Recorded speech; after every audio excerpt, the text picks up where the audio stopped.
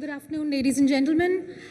आज कल हमारे देश में संविधान पर काफ़ी बहस छिड़ी हुई है और हमारे साथ आज एक ऐसी हस्ती हैं जो कि संविधान निर्माता बाबा साहेब अम्बेडकर के पद चिन्हों पर चलकर देश के कानून के सर्वोच्च पद पर पहुँचे। आपके पिताजी बाबा साहब के साथ काम कर चुके हैं। आपने भी कितनी बारी ये कहा है कि उनके ही पद चिन्हों पर आप चल रहे हैं। और आज का जो सेशन है, हमारे साथ जस्टिस BR गवई जुड़े हैं और हम काफ़ी गौरवान्वित हैं। ये मंच गौरवान्वित है सर कि आज आप हमारे साथ जुड़ पाए। बहुत बहुत धन्यवाद। धन्यवाद अनिशा, धन्यवाद सर। हम बात कर रहे हैं कॉन्स्टिट्यूशनलिज्म की, हम बात कर रहे हैं सोशल और इकोनॉमिक जस्टिस की।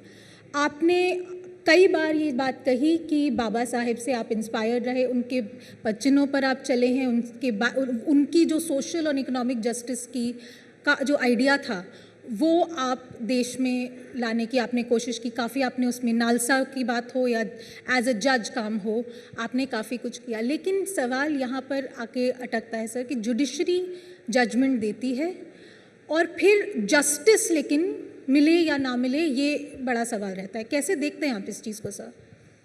देखिए, अपना जो संविधान है, संविधान में 3 डेमोक्रेसी की इंस्टीट्यूशंस है, विधिपालिका, पार्लियामेंट या असेंबलीज, कार्यपालिका एग्जीक्यूटिव एंड न्यायपालिका जुडिशरी।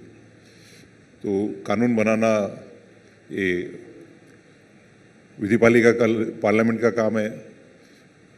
कानून और संविधान ने जो कर्तव्य दिए हैं, जो हक दिए हैं, जो ड्यूटीज़ दी है, वो निभाना ये कार्यपालिका का है।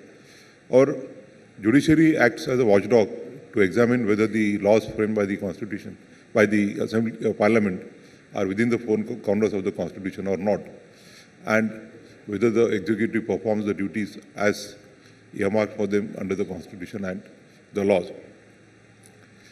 जो कोर्ट निर्देश देती है उसका इम्प्लीमेंटेशन करना एग्जीक्यूटिव का काम है, एंड जब नहीं किया जाता है तो the court has taken cognizance and the court also takes cognizance.